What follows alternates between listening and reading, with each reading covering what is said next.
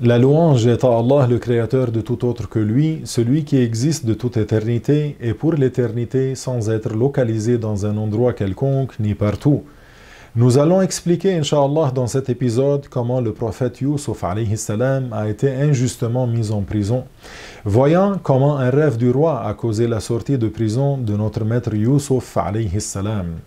Allah a prédestiné des causes pour que Youssouf sorte de prison de manière digne, et cette cause fut que le roi d'Égypte a vu en rêve 7 vaches grasses sortant du Nil, suivies de 7 vaches faméliques qui se sont dirigées vers les vaches grasses et les ont dévorées. Le roi s'est réveillé tourmenté, puis il s'est rendormi et a vu 7 épis verts et pleins de grains, dont s'approchaient 7 épis secs qui les ont détruits. Le roi fit venir les plus honorables du royaume et leur expliqua ses rêves en leur demandant ce qu'ils signifiaient, mais aucun n'était en mesure de donner une interprétation correcte. Quand le préposé aux boissons du roi, qui avait été délivré de prison, a entendu parler du rêve du roi et voyant que personne n'était capable de l'interpréter, il s'est rappelé de Youssouf alayhi salam et de la recommandation qu'il lui avait faite juste avant sa sortie. Ils l'ont donc envoyé à Youssouf pour qu'il lui transmette le rêve, ce qu'il fit. Youssouf répondit, dis au roi qu'il y aura 7 ans d'abondance suivis de 7 ans difficiles, sauf s'il fait les causes pour l'éviter. Il avait donc interprété les 7 vaches grasses par des années de prospérité et les vaches faméliques par des années de sécheresse et de famine, et de même pour les épis. Le préposé est retourné chez le roi et lui a transmis la réponse de Youssouf alayhi salam. Le roi lui dit, retourne voir Youssouf et dis-lui comment. Youssouf alayhi salam leur a indiqué donc comment gérer les années de bonne récolte et la pénurie des années de sécheresse. Pendant les 7 premières années d'abondance, il devrait stocker le grain dans son épi, exception faite de ce qui serait consommé, car le grain non battu se conserve mieux dans son épi que le grain nu débarrassé de son épi. Et lorsqu'arriveraient les 7 années de sécheresse, durant lesquelles sévirait la famine, qu'ils aient recours au grenier rempli les premières années.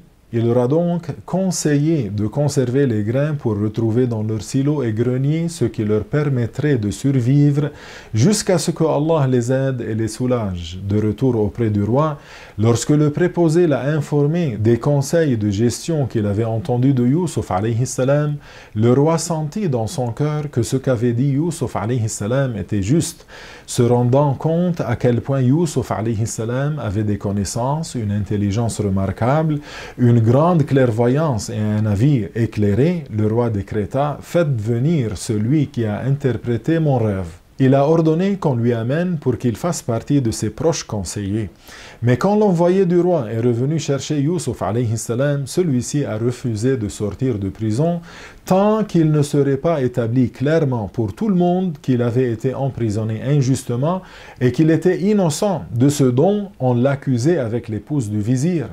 Youssouf ne voulait pas que le roi ait un doute sur lui, ni qu'il le considère coupable d'actes ignobles, et il préférait ne le rencontrer qu'après qu'il soit convaincu de son innocence. Le messager est donc retourné chez le roi et lui a rapporté les propos de Youssouf. Le roi a alors convoqué les femmes qui s'étaient coupées les mains et avec elles l'épouse du vizir et leur demanda de lui dire ce qui s'est passé. Elles lui répondirent en ces termes, « On n'a rien vu de mauvais de sa part. » Elles firent savoir au roi que Youssouf alayhi salam était absolument innocent de ce dont il avait été accusé calomnieusement et mensongèrement. Lorsque la femme du vizir, Zalikha, constata que Allah avait gratifié celui qu'elle avait fait emprisonner injustement en le préservant et en le purifiant au point d'être de ceux que le roi voulait dans son entourage proche, elle a reconnu sa culpabilité en disant « C'est maintenant que la vérité éclate. C'est bien moi qui ai voulu le faire tomber dans l'adultère et il fait partie des véridiques. » Ainsi, la vérité a paru claire et évidente et Youssouf alayhi salam a été lavé de tout soupçon 7 ans après les faits. Suivez avec nous, mes chers bien-aimés, son échange avec le roi d'Égypte et sa carrière de trésorier dans le prochain épisode et à bientôt.